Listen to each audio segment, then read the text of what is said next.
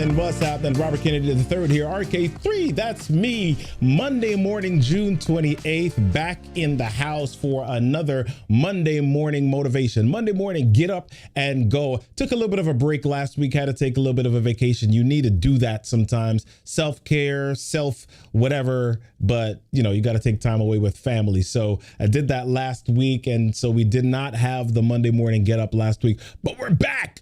And I'm ready and I'm on fire, ready to go for this morning, this month. If you have not joined us before, do your man a favor. Remember that we go live every Monday at 10 a.m. from 10 a.m. to about 10:15, sharing inspiration, sharing motivation so that you can have and find transformation in your life that day, that week. Become a supporter of the show. Head over to rk3tv.live/BMAC so that you can be a supporter for us. We do accept financial support so that we can continue to do this for people that receive a blessing or get some inspiration and some get up from this. All right. Subscribe, rk3tv.live/subscribe. Hey, Dr. George Thornton Sr. watching. So glad you're on this morning. So listen, here's what we do on the Monday morning get up. What we do is we share a moment of inspiration. We share a thought, a quote, a statement, and then I share with you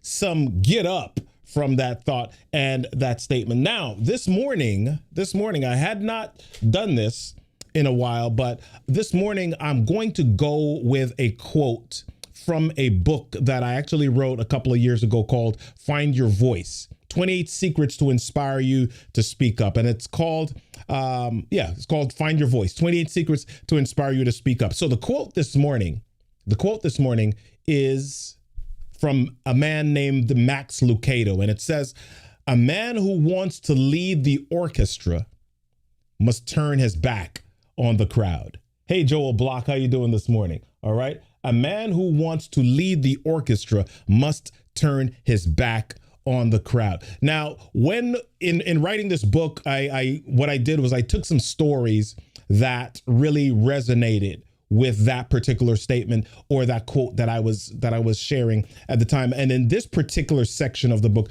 I wrote about a young lady by the name of Malala Yousafzai. And some of you may have heard of her, right? She lived in Pakistan, and in 2009, she was 12 years old, right? And so what she saw in Pakistan at the time was that women were not being fairly treated. And she wrote about unfair treatment. So here's what she decided to do. She decided, and I don't know what you know about Pakistan and some different parts of the world, the way that women are not just treated, but the rights that they have. If they say certain things, it can be damaging. They can get in a lot of trouble. So this young lady at the age of 12 decided that she was not going to just allow just the violence and the unfairness to women to exist. She was going to speak out against it. And so what she did was she started to write a blog about all of the different things. And initially, she was writing under a pseudonym, right? She was writing under a pen name or an author's name or a fake name at that time.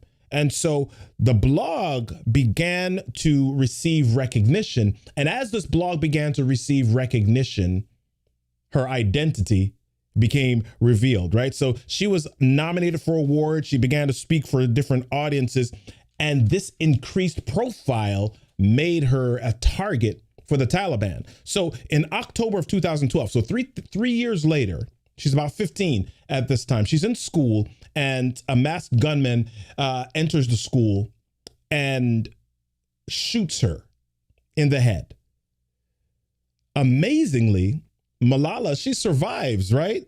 And she's in a coma for several weeks, but as her family is preparing for her passing, she comes out of this coma, right? And by early January of 2013, so just like 4 months later, she comes out of this coma. She's released from the hospital and she goes to a place where she can recover. Now, there were some people, clerics at the school that were incensed by what the Taliban did. And so they issued what was called a fatwa, or a formal ruling against them. They got signatures. And so Malala's fight, her fight was taken to the United Nations, and she spoke there in July of 2013. She was awarded the Peace Prize, the Nobel Peace Prize in 2014.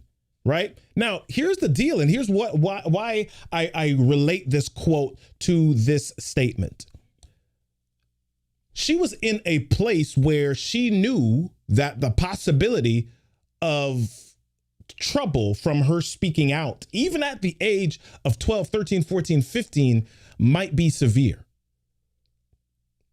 Right? A lot of times today, when we think we notice what's happening, and I think about the George Floyd sentence that was just passed down. We have all of these crazy things that happen in our society, and a lot of times we don't speak out, we don't speak up because we're nervous about what others are going to say. We're nervous about what our coworkers are going to say. We're nervous about whether or not people will then, if I speak up about something, will people then begin to look? Thank you, Dr. George. Good trouble, he's saying, right? We're nervous about if we decide to speak up about some injustice or something that's unfair, whether people will begin to look into our skeletons in our closet, in our background, and bring up the wrong, or bring up the failures, or bring up the mess ups that we have had. Right? All of these things go through our mind. We're worried about the crowd. But Max Lucado, he says, a man who wants to lead the orchestra must turn his back on the crowd. And here's the thing. A lot of times we're so worried about the crowd. We're so worried about turning away from the crowd. We're so worried and bothered about the crowd that we forget that there are people in the orchestra that we've got to lead. We forget that there are people in the orchestra, talented people, disciplined people, experts, people with specific gifts and talents that work really great on their own. But when they put them together inside of an orchestra, they need someone who can bring all of that together, direct it, and create a beautiful symphony, a beautiful sound. And maybe that person is you. Right? Maybe that person is you. So this, if I have nothing else to say this morning, if I don't have another message, the message is stop worrying so much about the crowd that you forget about the people whose lives that are in front of you that you can impact. Ooh, yeah. Stop worrying so much about the crowd that you forget about the people, the experts, the people who already have done some of the work. And here's the deal. The people in the orchestra, they came with their instruments, right? The people in the orchestra, they practiced. They came to rehearsal. They came ready to do stuff. So you're actually doing them a disservice. And the thing is, you might not know always who they are. You might not always know, where they are. You might not know everything about the people who you can lead and impact. But if you decide that you're going to focus on the crowd, if you decide you're going to shy away from your responsibility of leading, if you decide that you're not going to share your story, if you decide you're not going to speak up because you're nervous about what the crowd has to say, then you're actually robbing those people that practiced. You're actually robbing those people that came to rehearsal. You're robbing those people that came with their instruments, ready to make a sound, ready to make a song, ready to make something beautiful because of your fear of the crowd.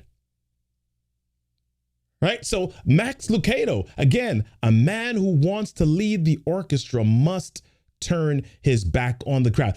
If you want to do something amazing, if you're committed to influencing, if you're committed to doing something great, if you want to make a difference.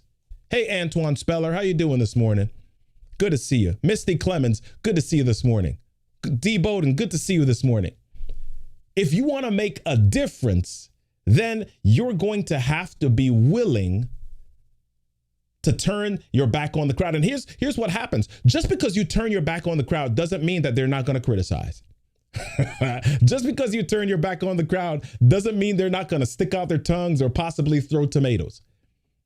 Just because you turn your back on the crowd, a lot of the reasons why people don't want to turn their back on the crowd is because they're scared of all of that. They're scared if I mess up, if I do all these, they're going to criticize me. They're going to come at me. They're going to come for me. They're going to do all these things. Just because you turn your back on the crowd doesn't mean they're going to do those things. They're not going to do those things. What it does mean is that you won't see them do those things, or rather you won't pay attention to them doing those things because you are singularly focused on the people that you have to lead. You're singularly focused on the story that you can tell. You're singularly focused on those who you can serve. And that's what we want. That's what we want this morning. So the question that I've got for you today, the question that I've got for you this here Monday morning is, who are you going to serve? Where's your orchestra? Who will you lead? Whose life can you make a difference in? Whose life can you transform? What is it that you need to do so much? What are you called to do so much that you're going to need to be willing to turn your back on the crowd so that you can be of use, so that you can make a difference, so that you can make an impact in your world? Who's your orchestra? Where are they? Yeah. Focus on those people. They may be at your workplace. They may be at your church. They may be people that you don't know yet. They may be people in the street. They may be people online. It may be that you've got a message that you need to share. It may be a personal experience or something that you've got to write a blog about.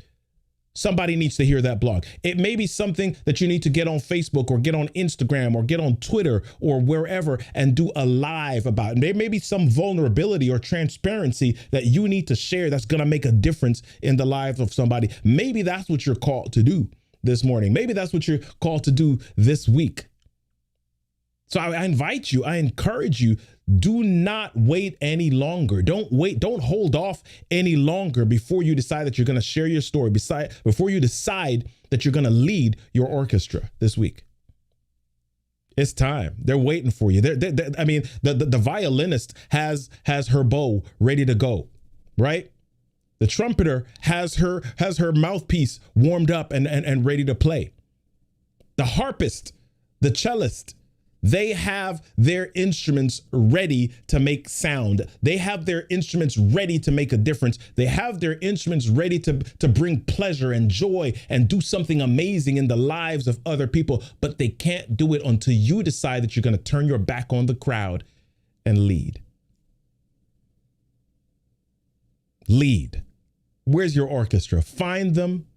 Turn your back on that crowd and lead this morning. That's all I've got. It's just about 10:15. Listen, I'm so glad that you were able to join me this morning. Do your man a favor. If you want to get a copy of this book, Find Your Voice, you can hop right on Amazon or search that out. Or you can jump right into the status update area, the caption area up top. I believe I provided a link there. You can do that. Find Your Voice, 28 Secrets to Inspire You to Speak Up. And I would like for you to do me another favor. Join me next Monday morning at 10 a.m.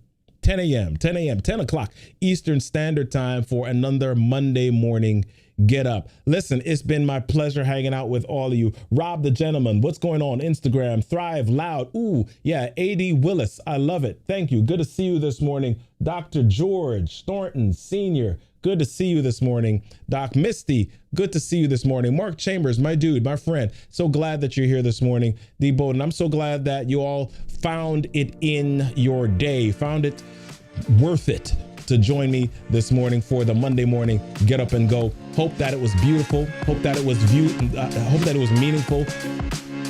And I hope it made a difference for you. Have an amazing rest of your day.